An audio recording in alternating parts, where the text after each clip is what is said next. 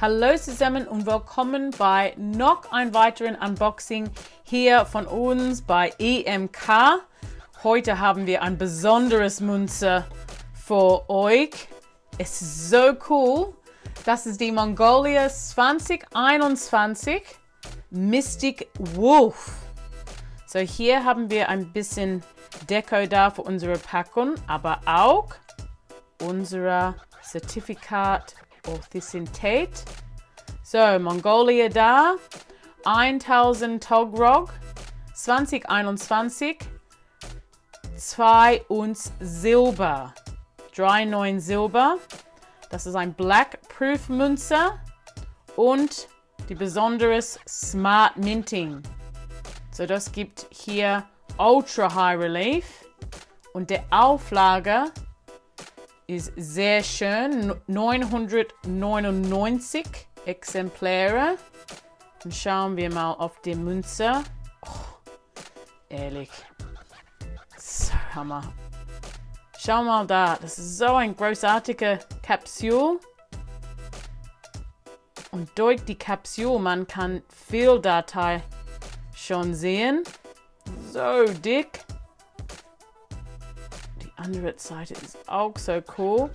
Aber keine Sorge, Leute. Holen das raus von die Kapsel. So, dieses Münze ist die zweite Ausgabe in die Serie. Das heißt Wild Mongolia. Und die erste Ausgabe war die Majestic Eagle. Das war in 2020 geprägt. Dieses Münze ist 2021 geprägt.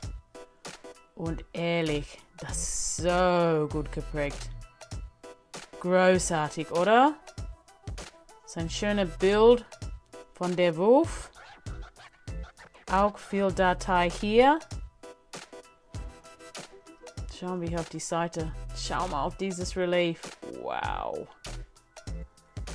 Hammer. Und die großartige Szene von der Wolf.